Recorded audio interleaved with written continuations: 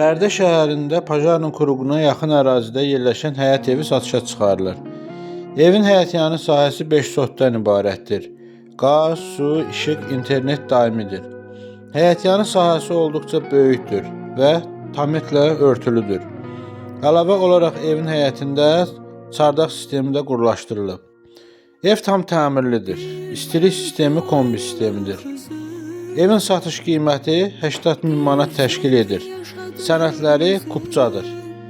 Əlavə olaraq nəzərinizə çatdırırıq ki, evlərin, torpaqların, obyektlərin alqısı, satqısı və kirayəsi ilə bağlı Gülərüz kollektivi peşəkar komandası ixtisaslı mütəxəssislərdən ibarət dayanıqlı və operativ təminatlı Bərdə Brend əmlaka müraciət edə bilərsiniz.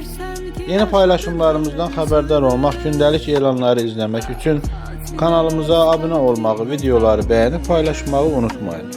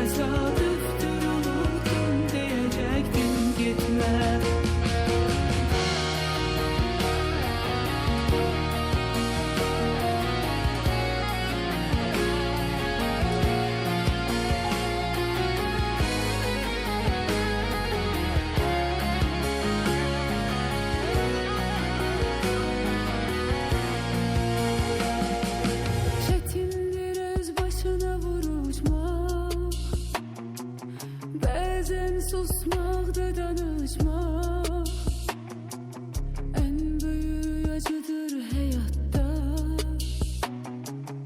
Öz acizliğinle barışmak çetindir, öz başına vuruşmak.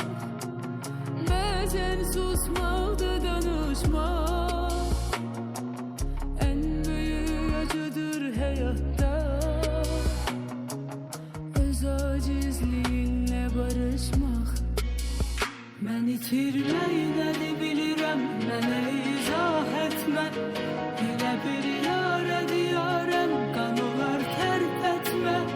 Buna bir bax, yine rastlaşmışıq illər sonra. Bir təsadüftür, unuttum, deyəcəkdim getmə. Ben itirmeyi